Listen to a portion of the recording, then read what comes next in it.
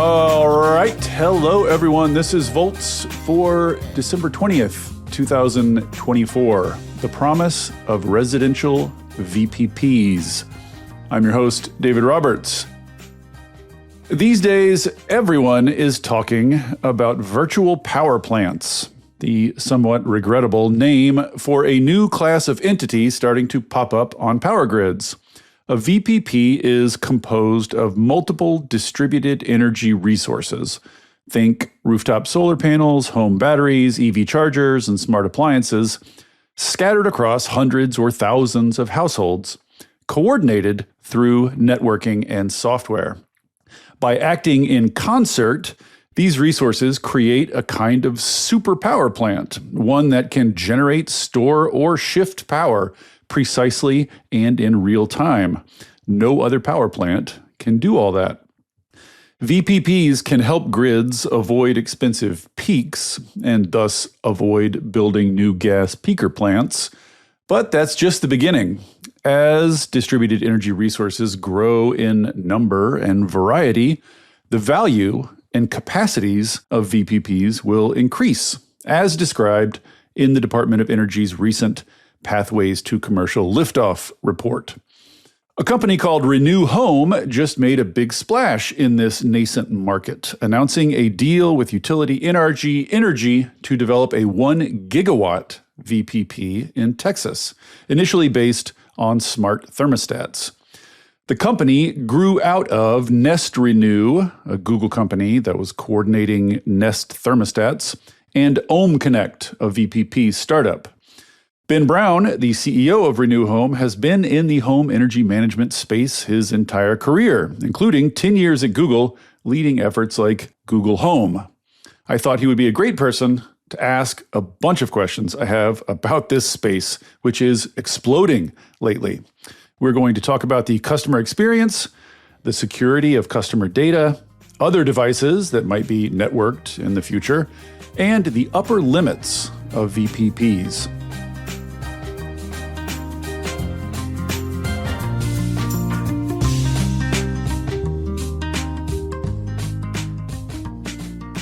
With no further ado, Ben Brown, welcome to Volts. Thank you so much for coming. Thank you so much, David, for having me. Tons of questions about this. VPPs are the hot thing right now. Everybody's talking about them, and they're starting to move from kind of stars in people's eyes to real things on the grid now. So we're getting to where we can answer some questions, but let's just start with a bare description of what you're doing here in Texas. What exactly is this deal? Why is NRG involved? What are you aggregating? Just sort of me describe what's going on here.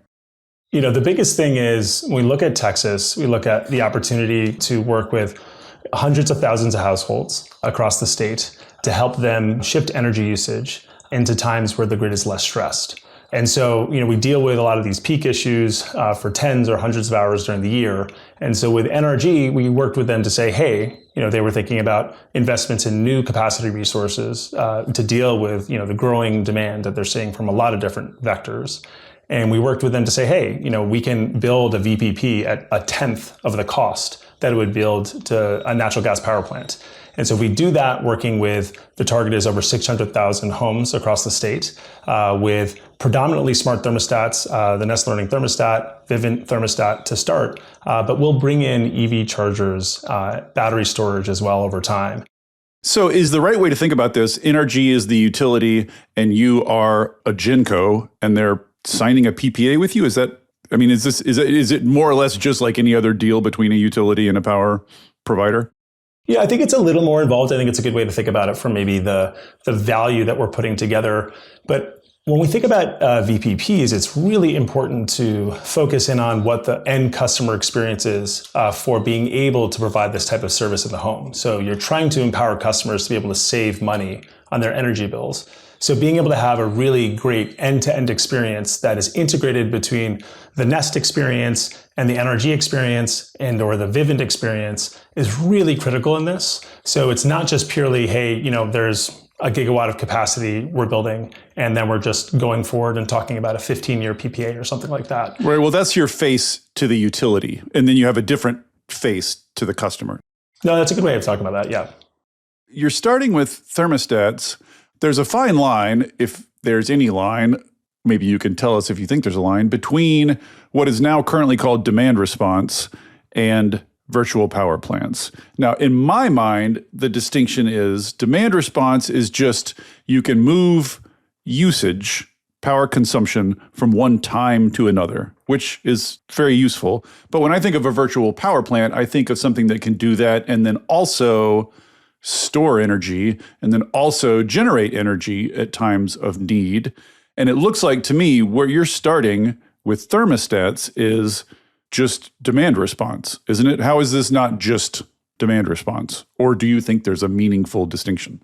I think there's definitely a distinction, right? So I would say when we look at the history of being able to engage residential customers in being able to shift their energy usage to support the grid over the last 30 years, that really has been around using the home's thermal properties around how you cool or heat it to be able to shift when you do that. Essentially the home is a large thermal battery. So it's really no different than an electric battery, a chemistry battery that can discharge. Same with water heaters. Water heaters are always touted for this. Exactly, right? So when I think about what thermostats or HVAC systems have been doing over the last 10 years, and if I back up for a second, we as Renew Home, working with the Nest Rush-Hour Awards and running that program as the Nest Energy team for the last decade, as well as what we've done with Ohm Connect in markets, we've been able to both showcase the value of demand response at scale, but also being able to, when we launch Nest Renew, show that we can do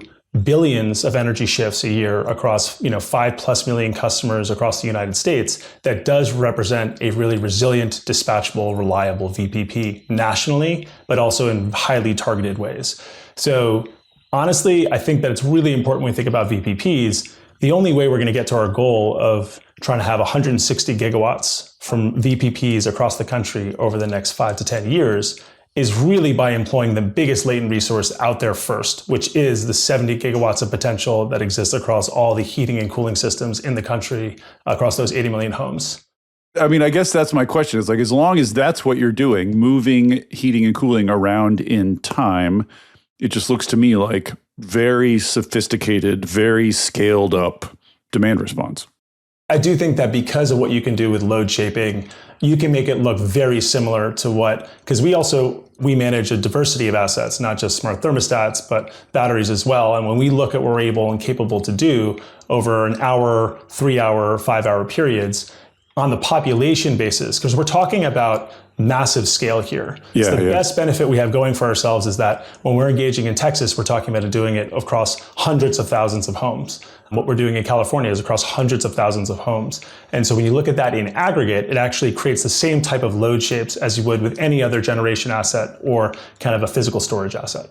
Yeah, well, when you throw batteries in there, then you can start discharging energy, right, when you need some, and then you can start storing it. I think it's when you throw batteries in that you get something that looks, I guess, a little bit more like a VPP to me, although I guess these are all these definitions are fuzzy. I think it's important on this one because most batteries, right, aren't giving, they're not discharging back to the grid, right? Most batteries they're behind the meter, giving back to the home and shifting, right. Mostly it's usually solar or taking grid energy and then discharging it at different times. Same thing from an EV charger. So when we really think about this and we're talking about the scale we're getting at, I think it's very important not to overlook that we've already showcased that thermostats are the backbone, smart thermostats and HVAC systems are going to be the backbone of the scale of VPPs moving forward. And absolutely, there's a diversity of assets that should go into that we support. But I would really advocate that we believe that actually building the largest residential VPP in the country, which Renew Home has done, we believe that, a lot of that's going to have to come from smart thermostats and HVAC systems, in addition to, as the adoption curve ramps up with EVs and behind the meter storage, that will be a key component of it as well. HVAC is where the energy is, right? I mean, it's like whatever, you go where the money is. I forget what the old cliche is, but like that's where most of the residential energy is. So absolutely, it's a sensible place to start. 50% of energy usage in the home, right, is related to HVAC. And there's going to be an adoption curve for sure around broader home electrification, which we're super excited about. And I think that you think like smart thermostat users, like Nest users historically have been 5x more likely to be adopting other home electrification devices. Yeah, that makes sense. Kind of makes sense. It's like usually the first device that people adopt. This does seem, I'm getting a little ahead of myself here, but this does seem like a smart way to address the big problem around VPPs now, which is that so much of it is theoretical. So much of it is we're on the verge of a ton of stuff, but like, what's the foothold? What's the first step? Like how do you get established? And these thermostats, these smart thermostats are already there. So yeah, like, you know what I mean? They're already installed. I think if you look at why we created Renew Home to begin with was that we have already 5 million households across the country that represent over 3 gigawatts of VPP capacity, flexible capacity, that we work with over 100 plus utility programs across the country. With Nest? Yeah, with Nest plus other devices as well. It's not just Nest. This is a side question, but is all that just the market? Like, is all that just Nest selling as a private product for people's private usage? Like, is that the result of some previous utility program, or is that just a bunch of people have bought these things? It's the best part about a little bit of everything, which is obviously the Nest thermostat was, I believe, I obviously worked on a lot of these products for a long time. I come from a consumer product background, as you mentioned. I think it was, one of the kind of those magical devices that was very desirable. So you had so many people that would just buy it because it helped them save money, right? Being able to have a device that can help you automatically save energy and use energy more thoughtfully is something that, just people went out and bought on their own. But also, yes, like we worked really tirelessly over the last decade to work on state and utility-based rebate programs for both energy efficiency with Energy Star, as well as with demand response pre-enroll type programs, in which there was really good subsidies given by utilities to be able to help get thermostats into homes as well. Yeah. But just to sort of emphasize a point here, the kind of advantage you guys are working with is that you do not have to persuade customers to install anything or to buy anything. The products you're working with are already in homes, at least to begin with. Yeah, right. We get to take advantage of, there's a very large existing population of Nest thermostat and Honeywell thermostat and Ecobee thermostat and Resideo thermostat owners across the country. But there's also millions of new households that buy them each year. And we have a great experience that we've built so that when you're setting up the device, we make it really simple to empower you to connect that to a program so that you can enhance your energy savings when you do so. Okay, so let's talk about the consumer experience then, because I kind of wanted to start there. I totally get, and I think most listeners of Volts will get the appeal to a utility of having a gigawatt of movable, shiftable, controllable demand. Like that's an obvious asset in balancing your grid, especially in Texas where you've got, very well understood problems at this point with the grid. But the consumer, so I'm a consumer. A couple of years ago, I bought a Nest thermostat. It's now controlling my HVAC. You come knock on my door. What is the customer acquisition process? Because that would be hard to scale. The pain point I hear from everybody in this space, right, is customer acquisition is the difficult bit. So what's the process? So just to speak a little bit about my background, and then, some of where a lot of us have come from, it's building great consumer products. I think you do try to figure out the best, most frictionless way to be able to, when a household is going through setting up something like a smart speaker or a camera or a smart thermostat, you really create a very seamless experience in that process, in which you are enabling them to do all the things that give that device its superpower. Mm-hmm. And so when we think about like the job or the superpower that a smart thermostat really was intended to do, from the early days, there was a lot around, just make sure it's not heating and cooling my house when I'm not home. So there's a lot of really brilliant things around using, IR sensors and new modern sensors to be able to kind of better understand the patterns and rhythms of the home to just help me use less energy. Then, obviously, as the grid has gotten more complex and more constrained, especially in, not just 10 hours of the year, but hundreds of hours of the year, in which, we're seeing real-time prices really spike and move around all the time. And that will only get kind of more exacerbated over the coming decade. We realized that the other big superpower of a smart thermostat, as an example, was its ability to be predictive about those elements and your patterns in the home so that it could use AI to really create a very smart schedule for when you're heating and cooling your house that minimizes your costs while also supporting the grid. You mean predict elements like grid congestion and weather events, things like that? Exactly. What the weather was going to look like for the remainder of the day, when you're most likely to be coming home, how do real-time prices on the grid, how are they going to look like? Where is there going to be issues on the grid? And so being able to do all those things are really impossible for a consumer to be able to do themselves, right? Like that's a lot of the power of AI would be like, help me do things that represent my preferences, but things that I can't sit with like an energy clock every single day and then try to optimize and predict when I should be cooling my house for 10 minutes to get it to 70 degrees. And so, well, I feel like one thing that everyone in your space learns quickly is just how little consumers will do, just how little you can expect them to do. I find that no matter how low your expectation is, you end up having to kind of lower it. So you really do have to make these things almost entirely weightless, almost entirely automatic. As you mentioned, I think the best products you ever build and the simplest experiences you ever build mean that you've spent millions of hours trying to rough out all the rough edges and smooth them out because you got to make it super accessible and do something that, again, someone couldn't do themselves. I think that's where a lot of the value you're creating for them comes from.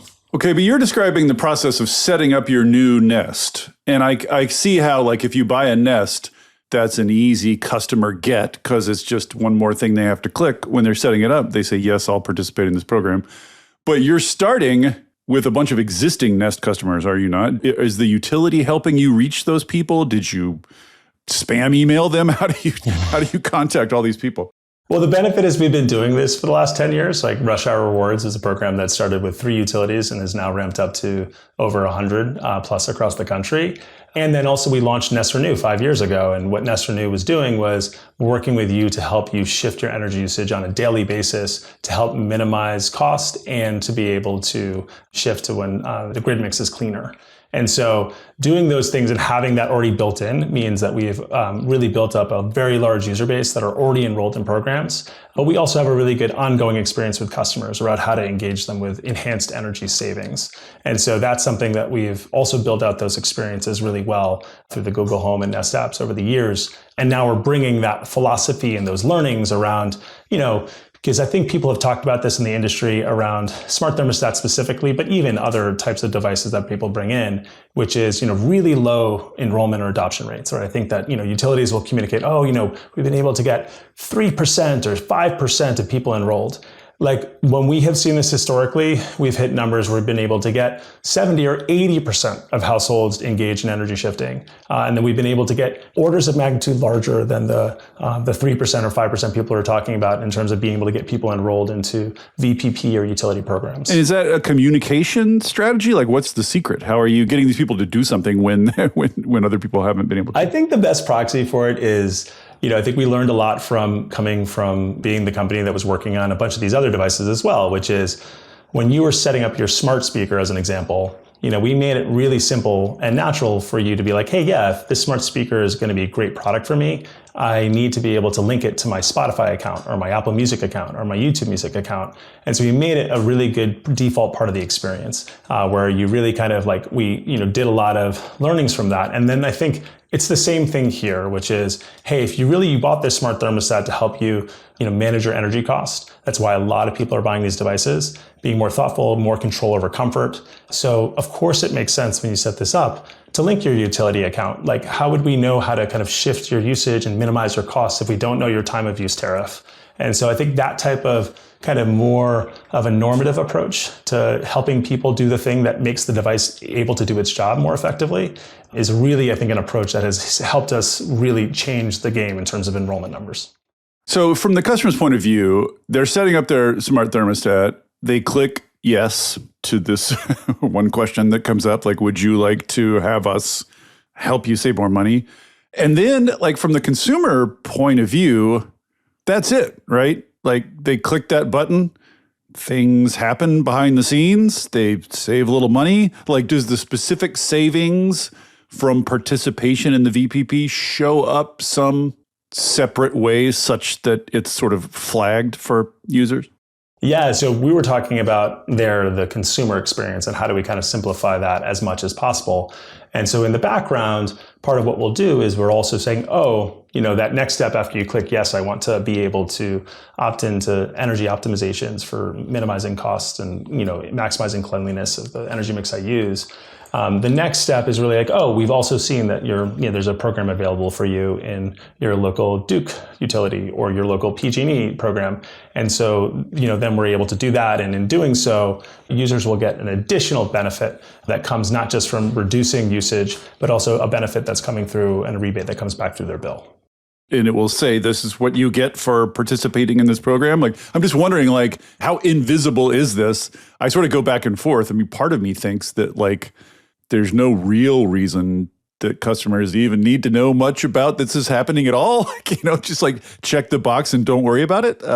I think it's about how proactive are we in terms of really spamming them with a ton of information versus, being able to be, when you are interested in jumping in, right? So this idea of like, when there's a moment in time, we call it like this line of visibility. So when there's a moment in time to communicate to you about some benefit that you've just accrued, right? So you've come to the end of a summer program, we've been able to save you $50. We'll communicate that to you. Right. And also, you always have an ability to jump in and be like, I want to see what happened here, and then being able to look at it there. Because there's such a diversity of a way these programs are being able to be scaled nationally, there's a couple different models that we have to manage behind the scenes, but we want to try to make that as simple and abstracted and engaging to customers as possible. So let's talk then about data. I just recorded a pod with Corey Doctorow just a couple of days ago, who you may know is a tech guy, tech writer. It's coined the term enshittification, specifically about platforms.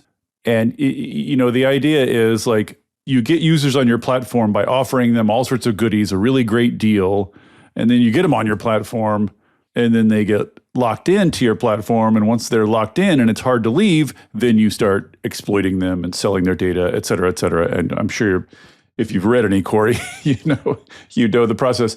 Obviously, as he and I discussed, that's one thing when you're talking about your smartphone or whatever, but it's a whole different thing when you start talking about your house, right? When you start talking about how you're going to find out you don't actually have control of your own house.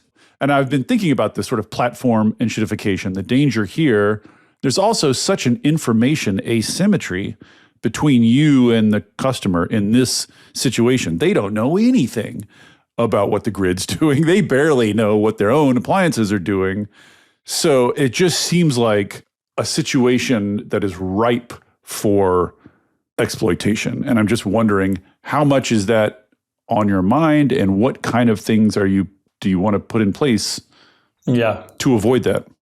Yeah, I mean, it is definitely something, as obviously coming from a place like Google, which is very, very conscious around, data access for customers and being really transparent about how data is being able to be used and really being really strong around opt-ins of how data is exchanged. I really believe strongly in that kind of transparency, while also being able to, enable customers to sign on to be able to do things on their behalf based on their preferences that really help them achieve their goals. And so I definitely think the data component of this is important, but also in order to help them achieve their goals, we have to make sure that they can see everything and see what's going on. And to your point in the last question, being able to double click into stuff to understand how things are working and what happened in the last energy shift, but being able to also make sure that customers are always in control of all of these components. They're always in control of what data is being shared. They're always in control of being able to always maintain comfort in the home and control the thermostat in any way possible.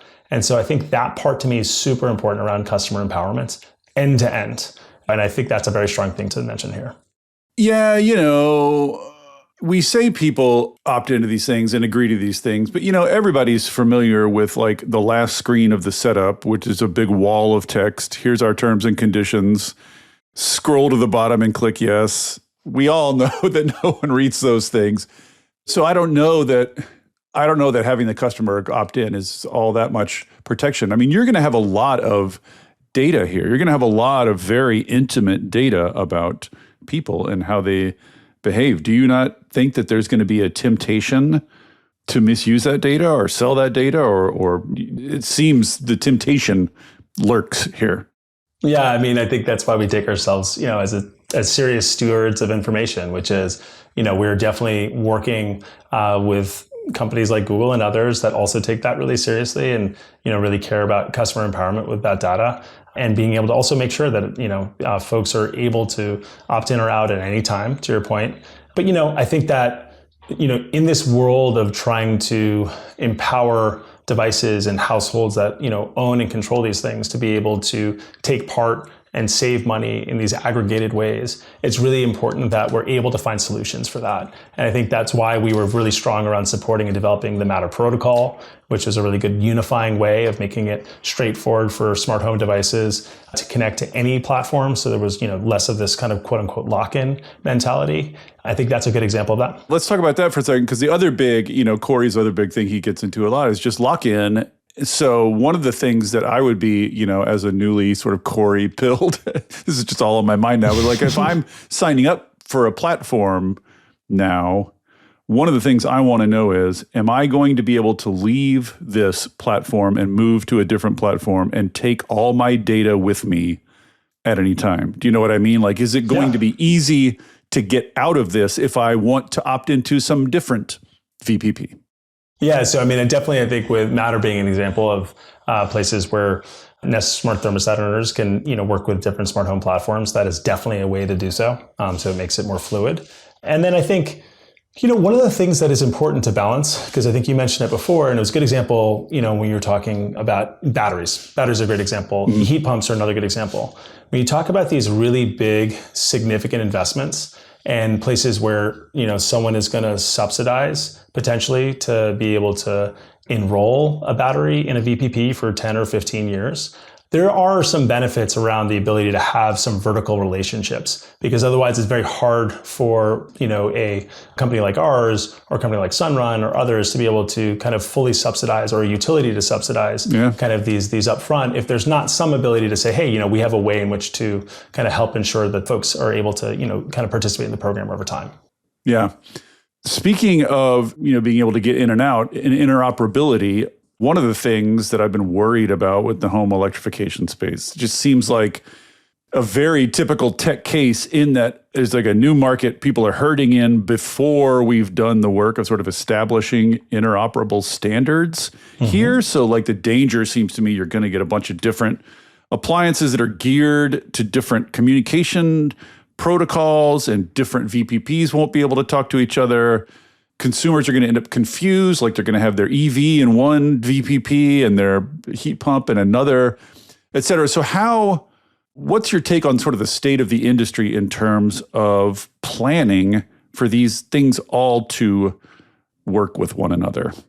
Having worked on supporting the Matter protocol build-up for a while in terms of it coming together, I would say one of the things we're still at the beginning of is actually hitting scale. And there's such different ways in which programs, even the ways we think about VPPs being supported on the state or the regional level, that just are so diverse and different. Being able to even have kind of a set way of how people believe that if they are supporting households in terms of investing in home electrification and enrolling these devices in VPPs, that there's some kind of clear way that households are going to get compensated for that.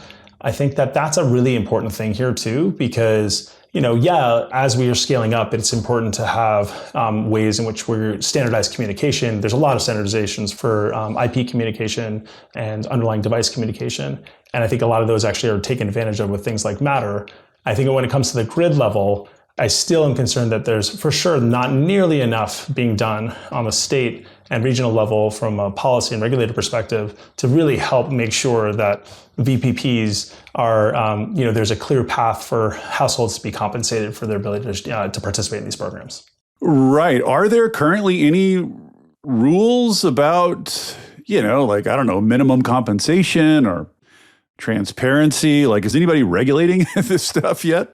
Definitely on the state level, where in which there's open markets. I think that, obviously we participated directly in building VPPs in the California market. Home Connect has over the last 10 years, and we've been kind of ramping that up pretty significantly. Obviously in Texas, where in which, we've just talked about the NRG partnership, and then in New York. And then there are more of these, I think on the state level, VPP bills being passed in Maryland and Colorado that really help from the state level encourage utilities to really value and encourage the kind of the ramp and adoption of VPPs on the residential level. And there are pushes in other states like Virginia and Illinois and Michigan.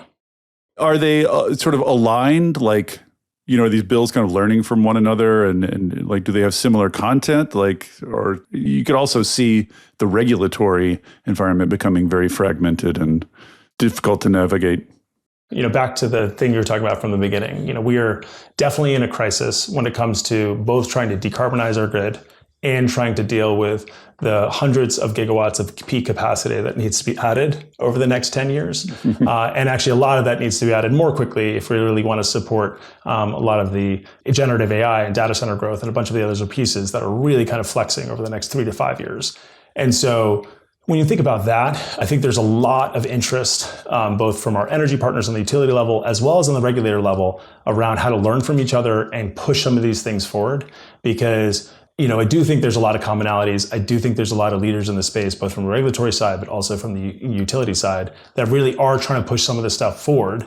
And the main reason being that's different from the past is that we're not in a phase now where it's about kind of switching from different resources to others. We're actually in a phase now where almost unanimously across the country, everyone is trying to figure out how to get access to more capacity. Yeah, I feel like people talk around this a little bit. But the real truth of it is the quantity of power that these people need and the time scale upon which they need it rules out everything except VPPs. There's no kind of power plant that you can build fast enough to satisfy the kind of demand people are talking about on the scale and speed they're talking about. Only you've got to somehow find a way to exploit existing resources. You just don't have time to build new resources. I absolutely couldn't agree more. And it's definitely the thing that we have been trying to kind of yell from the mountaintops over the last year and a half, 2 years specifically. I think people are getting that. I mean, I think like the DOE report kind of prompted that. And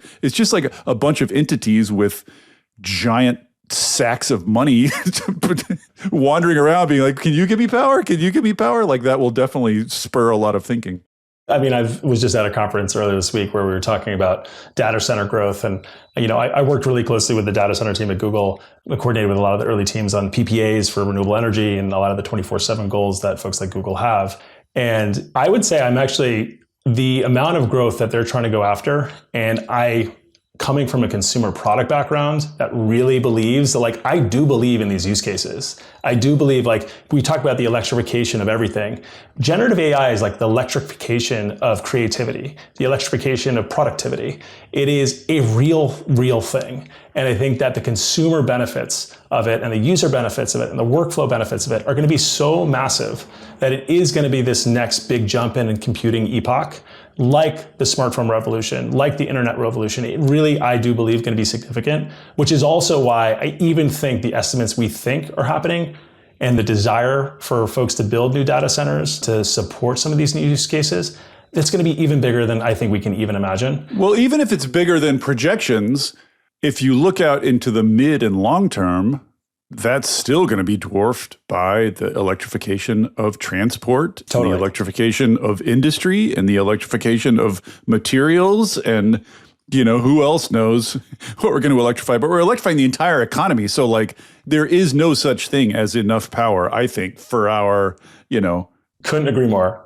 For a while. So if you have resources that are underutilized wherever they are, you got to start finding them and utilizing them. That's to me what VPPs are.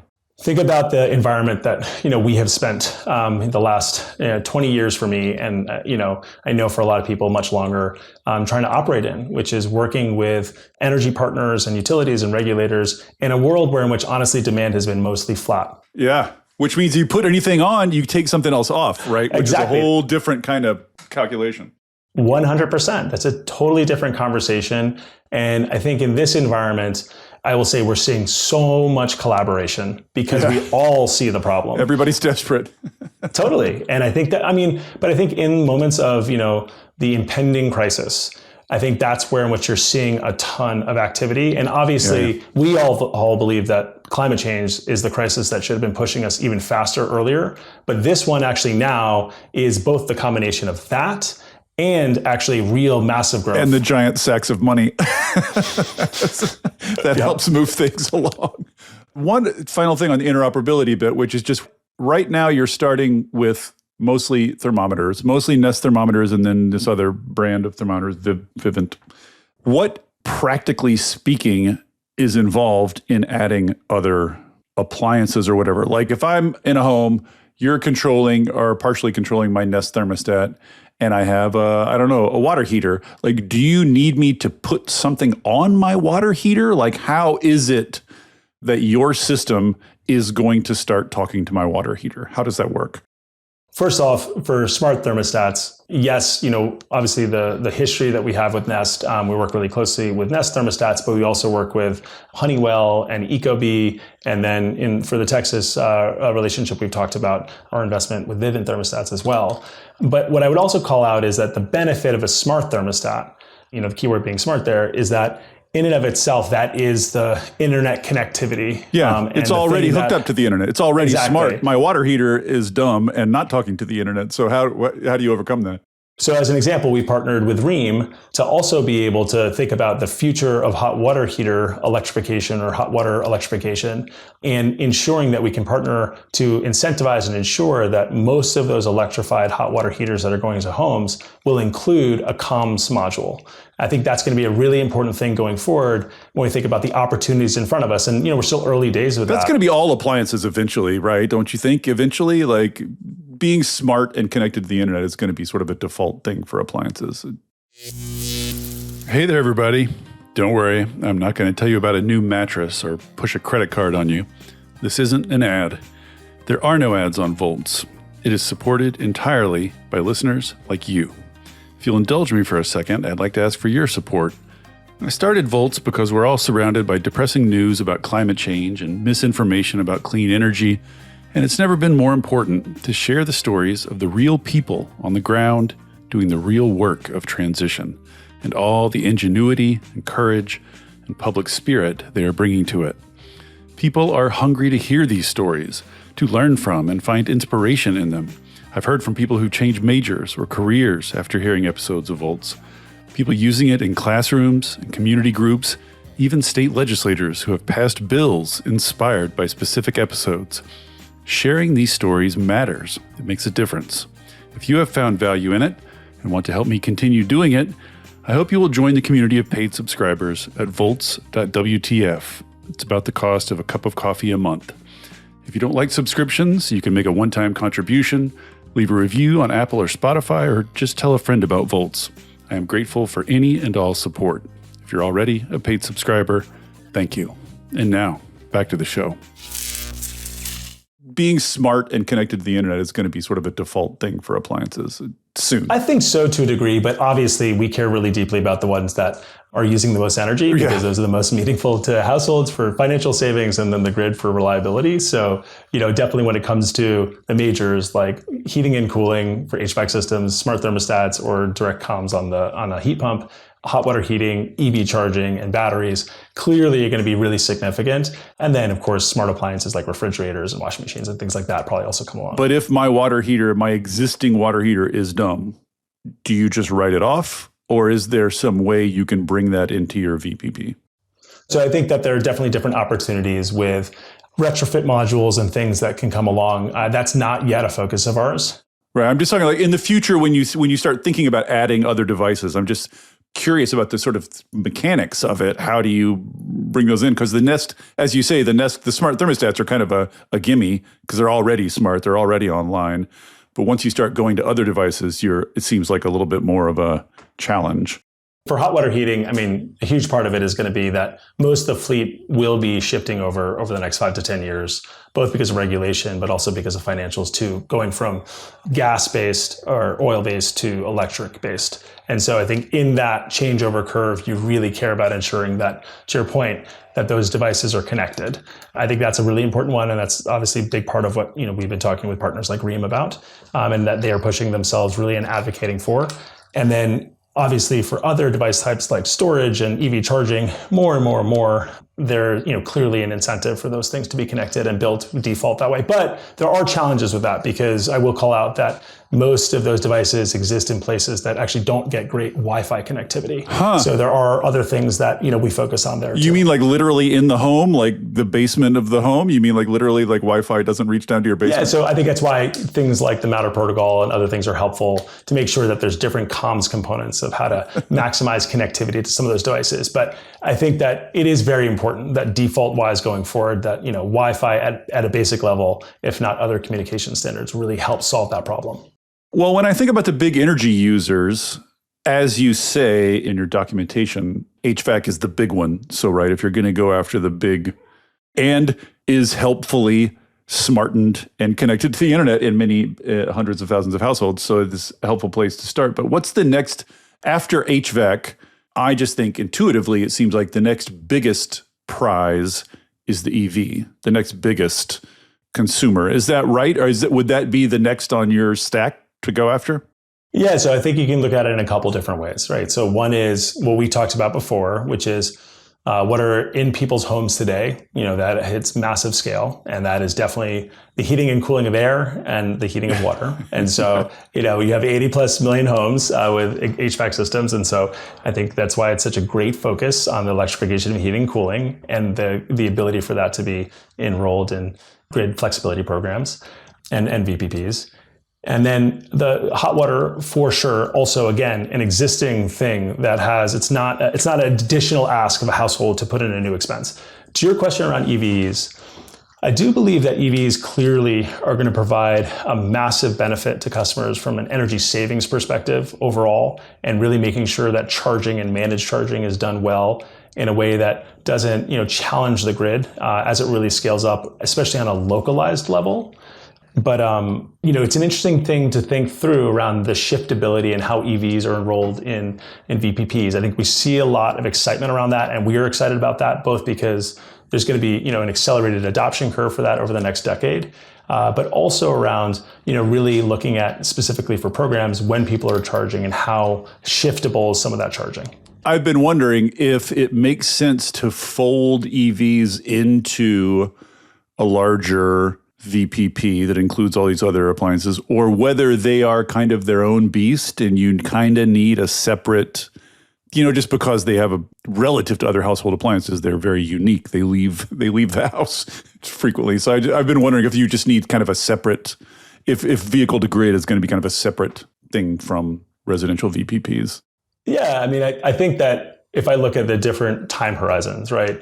And we talked about it a little bit in a position paper we put out a couple months ago. When you look at over the next 5 years to hit meaningful scale for VPPs, a lot of that is got to be coming from HVAC and hot water, just to be super clear. Like we're not growing fast enough on EVs and storage and the cost benefits of storage. It's just going to be hard to kind of move that as quickly as you need it to be to hit the scale that we're talking about to, get to 100 gigawatts of scale as an example.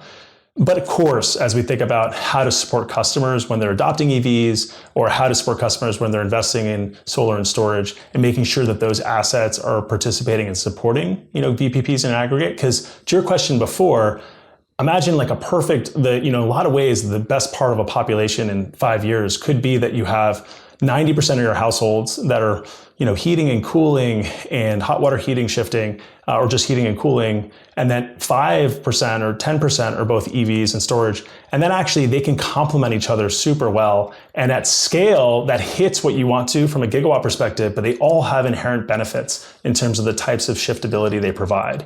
And so I think they all matter a ton. They all have different scale in different time horizons. And that's why we're excited about partnering with folks across the industry, right? So that's why we, care about working with battery folks. It's why we're, definitely working on the EV charging side as well. But it's one of those things that we really, from an urgency perspective, I want to make sure that we're not just talking about smart thermostats, but for the next couple of years, I want to make sure that it's really clear to the industry that, to light up these VPPs at scale, we have 3 gigawatts of capacity ready to enroll in programs across the country. You mean 3 gigawatts of installed thermostats? No, we have 3 gigawatts of ready enrolled VPP flexible Enrolled capacity. in your VPP, you have 3 gigs. And not all of those are enrolled directly into programs where in which they can providing the resource that the grid needs. And so they're ready to go. They've already enrolled in terms of energy shiftability, but we haven't been able to bring them fully into the program where the grid and utilities in the local markets can value them completely. And that's 3 gigs in Texas, or is that everywhere? It's nationally. Mm-hmm. And you're targeting some ludicrous amount, what, 30? Yeah, so we're actually targeting by 2035, we're targeting 50. And again, I think that we all have to be setting aspirational goals here because sure. And no one knows. I mean, no one knows. Like, this is such a fog of war here. Yeah, but I think it's important because the scale and the kind of challenges in front of us are so massive. And what I mentioned before too, the smart thermostat is 100% like the first device that most people adopt along their home electrification journey. Mm-hmm. So our ability to take, let's call it, the 5 million plus households we work with, we know that, as an example, Nest thermostat owners are 3x plus more likely to be people that are adopting EVs, to be people that are thinking about solar and storage, to be thinking about heat pumps. So we really believe that we can help support accelerating that adoption curve, even more so, going from building trust over the experience and seeing the value in enrolling a smart thermostat in a VPP, and then being able to kind of grow a deeper relationship with a household so that they can do more. Is it fair to say that the value of a VPP scales linearly with its size? Like, this thing just gets more and more powerful the more and more people you have enrolled and the more and more different kind of devices you have enrolled, right? I mean, that's like, to me, the logic of VPPs is the ultimate end is like a Skynet style, super intelligent central coordinator of all the devices in the country or whatever. Like, if you want ultimate efficiency, you want a super smart Skynet controlling all the devices. Obviously, I've got Corey in my head worrying me about monopolies and lock-ins, which militates the other way, right? Like, you want competition, Yeah. So how does that, I mean, this is all obviously down the road, obviously, yeah. But like, how do you think about the logic of size and scale versus competition? I think that the whole benefit of VPPs, and getting back to the thing you were talking about around the scale of value, or how does value scale, is that it's a decentralized, aggregated, consumer-driven resource. And so when you have 500,000 households in a state equally distributed throughout all the different parts of the grid that need that resource on a localized level, it is a far more valuable resource, I believe, than a single centralized big power plant owned by a single company. And so I think that being able to have those resources distributed, both because they can provide more localized grid value, but also because they provide a massive amount of redundancy, right? So, we talked before around the big difference between what the type of smart thermostat programs we've run over the last decade is that, the fundamental part of it is that users always have control. If we're adjusting their thermostat by a degree, they can always change it. They have complete control all the time. But the benefit you have when you have 100,000 of those users is you can, they balance each other. And, not only aren't very smart about anticipating needs, so we actually have very low kind of opt-outs and kind of in events and things like that, but you also are able to do that across the benefits of, laws of large numbers. Right, exactly. If you have 50 participants, you have to juice all their thermostats by 5 degrees. Yeah. If you have 5 million, you can juice all their thermostats by 0.1 degrees and get the same effect, and they won't notice, which it gets back to my logic. Why not just aggregate everything into one giant VPP? What is the limiting logic, I guess? At the end of the day, there's always great competition in building this out. We have a lot of partners that we work with. There's a lot of other folks that are innovating in this space. We're not the only ones. Right now, we're still at the phase where we have to prove scale. I think that, that's why we've been so public about our numbers and so public about talking about, this isn't a new thing. That's kind of why, even when you were asking questions earlier on about VPPs and DR, I'm like, no, we've done this for 10 years. We've built, we have millions of households enrolled.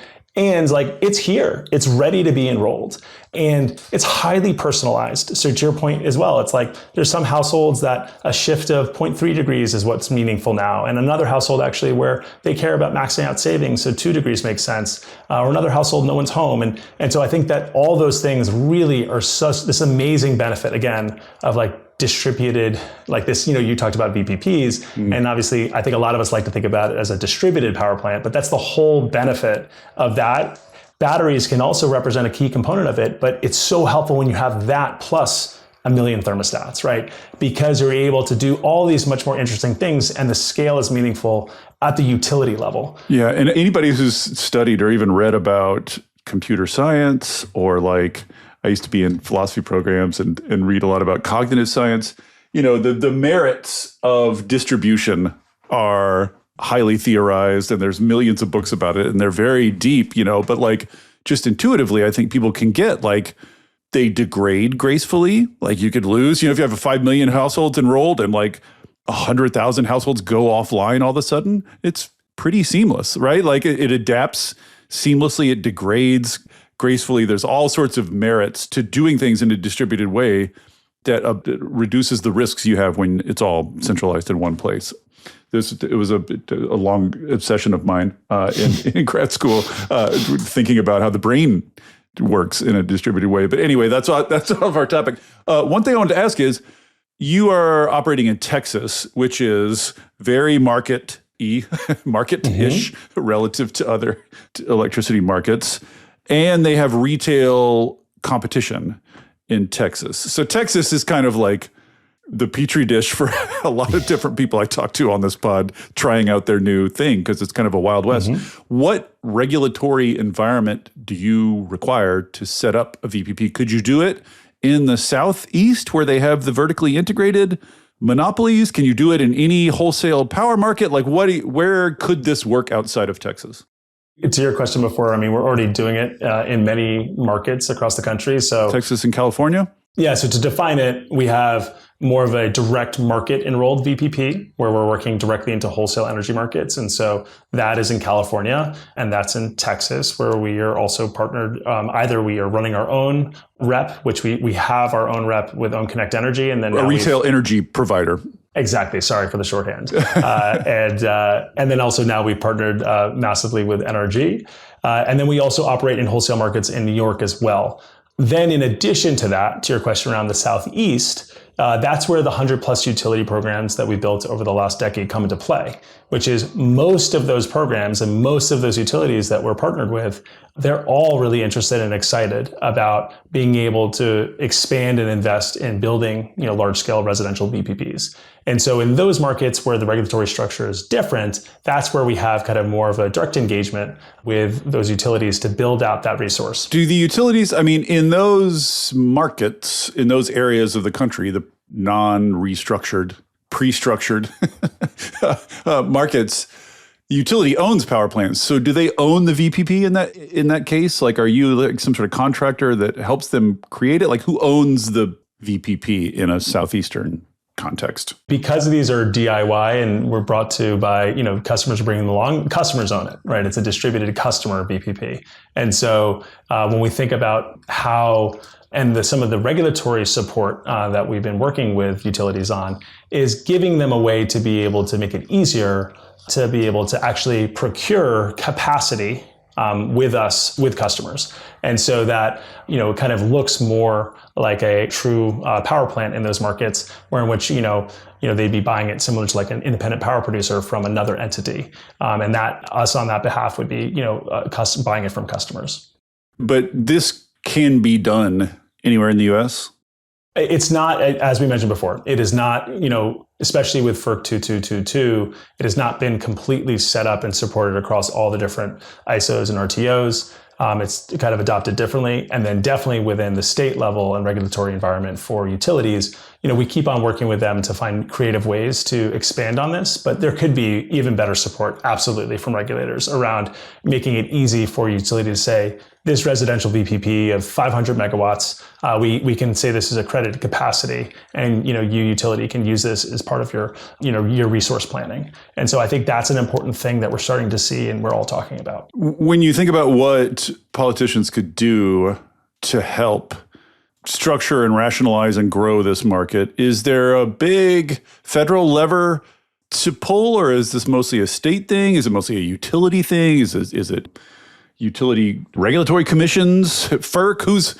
Who can help here and by doing what? So it's all the above. And I think we're definitely planning for the environment over the next few years to really be focused on the state level and definitely, continue to work with the utilities. I think, from our experience over the last 15 years, a lot of amazing work has been done on the state level. I think that's where we've seen a lot of these kind of programs come to life and grow. And I think on the state and the utility level, I think as we mentioned before, we are all good friends in trying to solve the massive supply challenge we have in front of us. And so I think everyone is best of friends in trying to figure this out right now. And I think that's I'm really optimistic because of that. Yeah, I think that's such an important point to emphasize. It's such a change and it's happened so quickly. I'm not sure people have caught up with it, but you're not fighting these partisan battles as much anymore. It's not a zero-sum game anymore. Everybody wants whatever is available whenever and wherever it is available. Everybody's oriented in the same direction for once, which is a really fundamentally new situation in our world. Absolutely. Do distribution, conceptually, this all makes total sense. VPP all makes total sense, but it sort of assumes seamless power flow among all your connected houses. Do the limitations of distribution grids and distribution networks impose any meaningful restraints on you or hurt you? Or is that an impediment to you? No, I think the more and more that those are actually incorporated into the way in which the resource can be valued, the better. Because of the fact that we're distributed, it actually makes it so that we can be really thoughtful around targeting specific nodes or... Yeah, geographical targeting. Another thing a normal power plant can't do. Yeah. And I think that that's actually one of the things we're most excited about. And a lot of the stuff that we've been, talking about with our utility partners and showcasing in our platform behind the scenes is all these amazing things that we can do with our customers to be able to kind of help provide more targeted benefits to the grid, especially as the distribution grids are going to be going through more challenges with, deeper EV adoption, more electric, obviously load growing on more parts of the grid with home electrification. And so I think the ability to actually be really targeted about that and help kind of defer or avoid a bunch of crazily costly distribution grid upgrades. I think that's, we all are exhausted with rising energy costs, whether that's because of system upgrades or because of new power plants that need to be built. And I think that's why, VPPs being by far the cheapest resource, both from a capacity side, but also from a ability to be thoughtful about distribution upgrades that need to be made. I just think end to end, it's such an powerful resource. It's not just that it's the only one. I think it's also provides so many of these ancillary benefits that we're really excited about. Yeah, even if you throw in some grid upgrade costs, it's still cheaper, I think, than building power plants. Well, as a final question, and this is sort of one of the geekier aspects of this, which I really am taken with, people who are familiar with conventional, traditional demand response programs, a lot of those were manual, I guess, analog, I guess you'd say. A lot of them traditionally involved, like customers getting emails saying, hey, could you turn your AC down, on Wednesday, things like that. So, but all those were geared around, I think, designed around big chunky responses to big chunky events. So you got a big storm or something, you need a sudden big surge of power away from here and to there, and that's what demand response is for. I think that's the mental model people have of demand response insofar as they're aware of it at all. These are small groups of people we're talking about, but that's how people I think about demand response. And what you're doing here, what the internet connection and the automaticity of this and the AI of all this does is allow you to be making sort of micro tweaks constantly. So instead of big, chunky responses, you're constantly fiddling and balancing. So the way I think you capture this in one of your position papers is you said you can't just shift a demand curve, which is like moving it from one place to another. You can shape it. So talk a little bit about what that means and what the implications are for the grid. So first, as you mentioned, right, traditional demand response programs, which have provided a really important resource for critical events over the past 20 years, all the way going back to HVAC switch programs, which no one loved, all the way to smart thermostat programs. And a lot I don't think anybody wants to get an email asking them to turn off their stuff, even if they can make money.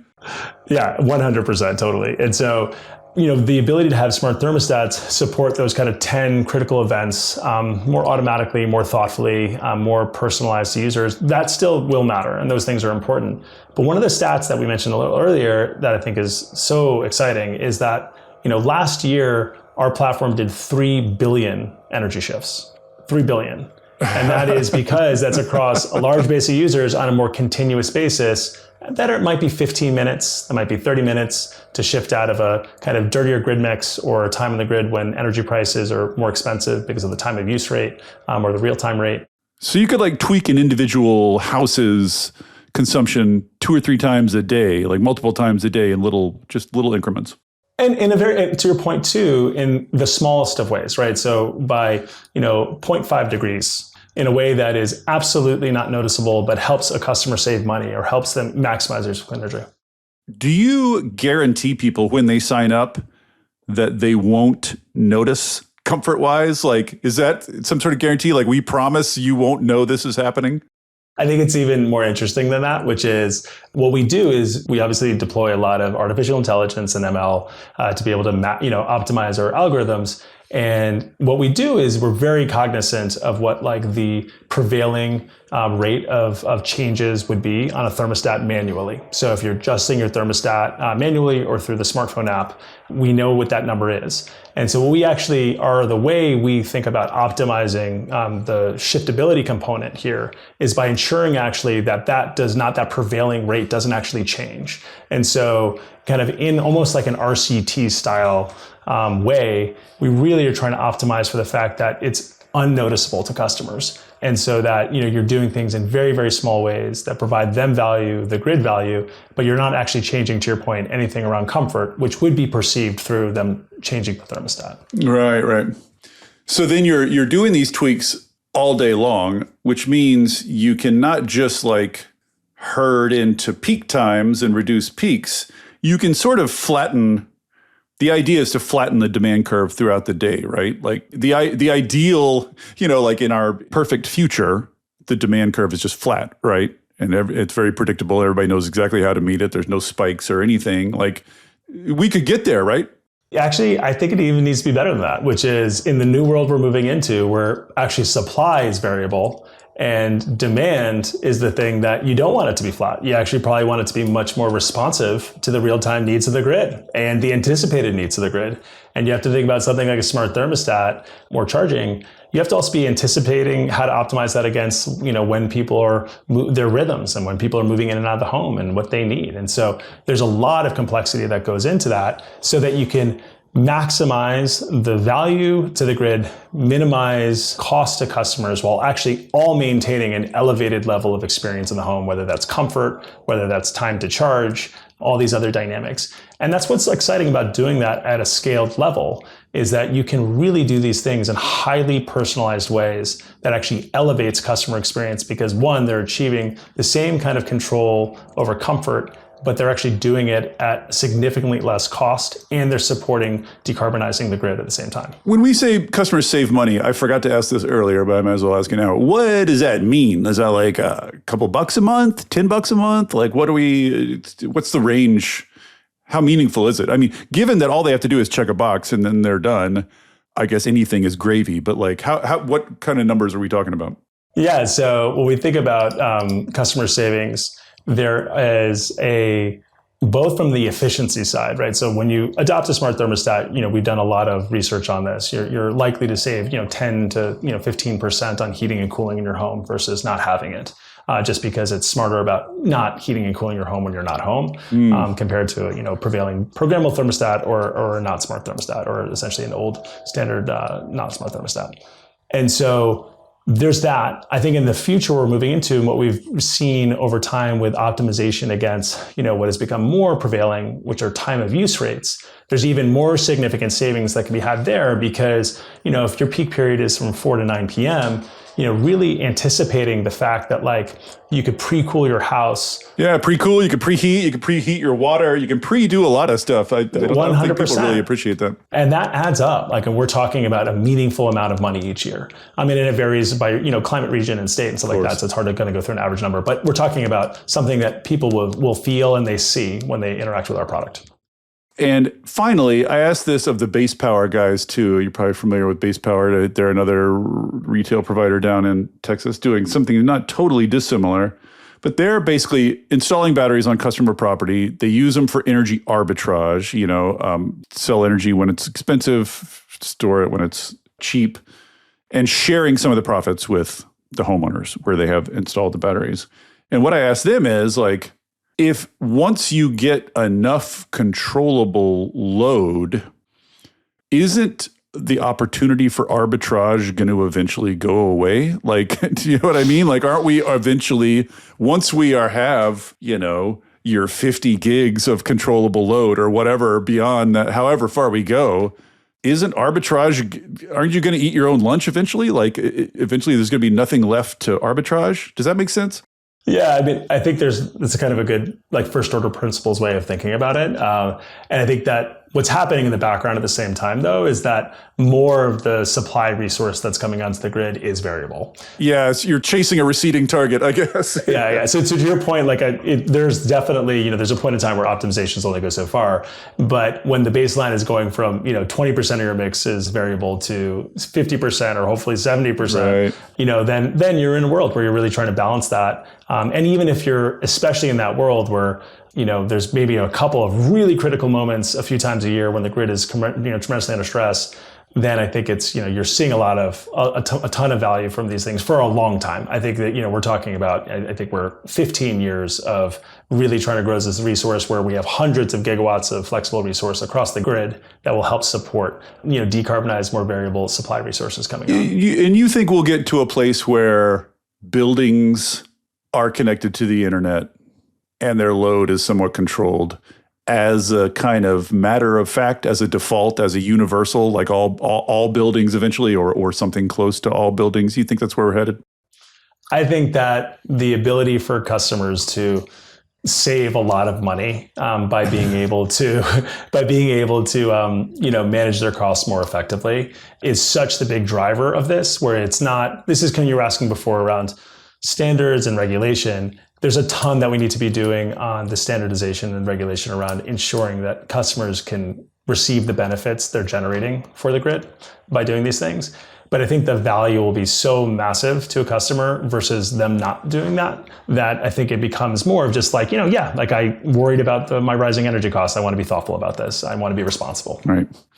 Awesome. Well, this is such interesting stuff, such an incredibly fluid and promising and interesting industry to be in. So thanks for coming on and talking us through.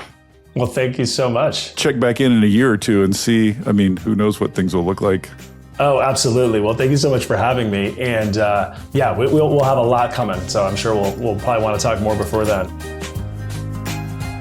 Thank you for listening to Volts. It takes a village to make this podcast work. Shout out especially to my super producer, Kyle McDonald, who makes me and my guests sound smart every week. And it is all supported entirely by listeners like you. So if you value conversations like this, please consider joining our community of paid subscribers at volts.wtf, or leaving a nice review, or telling a friend about Volts, or all three. Thanks so much, and I'll see you next time.